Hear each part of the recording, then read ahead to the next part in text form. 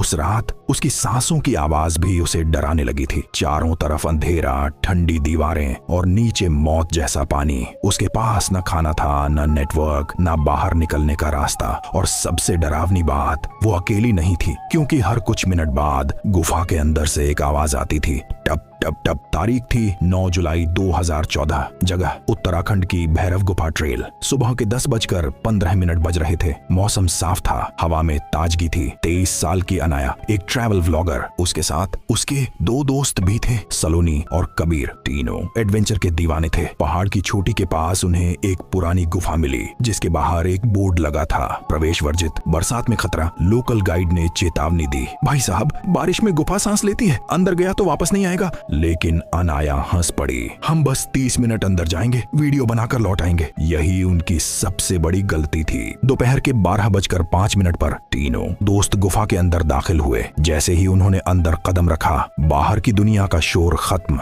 गुफा की दीवारों पर पुराने पत्थर के निशान थे, छत से टपकता पानी और ठंडी हवा। टॉर्च की रोशनी में सब कुछ डरावना लग रहा था। करीब 20 मिनट चलने के बाद अनाया का फोन अचानक बंद हो गया। बैटरी 80% थी।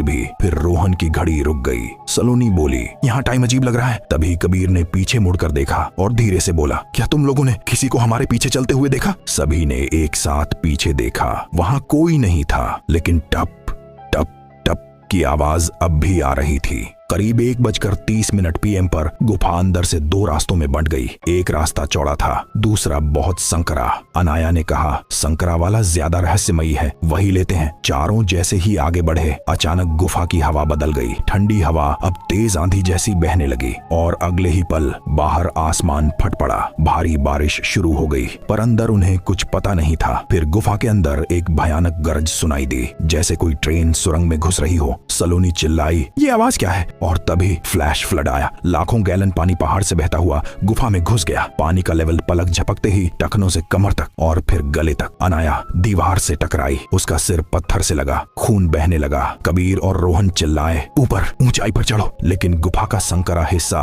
प्रेशर कुकर बन चुका था। पानी की ताकत ने एक बड़ा पत्थर गिरा दिया और धड़ाम, अनाया बाकी तीनों से अलग हो गई। अनाया एक ऊंची चट्टान के कोने पर अटक गई। नीचे मौत का पानी बह रहा था, ऊपर गुफा की छत और बीच में सिर्फ 6 इंच की हवा। उसकी टॉर्च भीग गई और बंद हो गई। अब सिर्फ अंधेरा। उसने रोना चाहा, लेकिन डर ने गला जाम कर दिया। पहली रात हर सेकंड उसे लगता पानी बढ़ेगा और वो डूब जाएगी। अंधेरे में उसे परछाइयां दिखती। कभी लगता कोई उसके पास बैठा है, कभी लगता कोई उसके बाल खींच रहा है। उसका गला सूख गया। चारों तरफ पानी था, लेकिन वो गंदा, मटमैला पानी। प्यास की हालत में उसने अपनी टी-शर्ट उतारी, पानी में डुबोई और निचोड़कर वही कीचड़ वाला पानी पी लिया। भूख से पेट में मरोड़ होने लगी। उसे दीवार पर कुछ रेंगता महसूस हुआ, एक बड़ा कीड़ा, और अनाया ने उसे कच्चा खा लिया। अब वो इंसान नहीं रही थी, वो सिर्फ जिंदा रहने की जंग थी। अनाया को लगा वो मर जाएगी। उसका शरीर कांप रहा था, होठ सूख कर फट गए, आंखें सूज गईं। और तभी दूर से एक आवाज आई, यहाँ रोशनी है। अनाया ने सोचा हेलुसिनेशन है, लेकिन फिर तेज लाइट, स्कूबा हेलमेट और इंसानों की आवाजें। रेस्क्यू टीम आ चुकी थी। उन्होंने अनाया को स्ट्रेचर पर डाला, घसीटते हुए बाहर निकाला। और जैसे ही वो गुफा से बाहर आई, उसकी आंखों में सूरज की रोशनी चुभने लगी। अनाया रो रही थी, मेरे दोस्त कहाँ हैं? रेस्क्यू लीडर ने बस इतना कहा, हम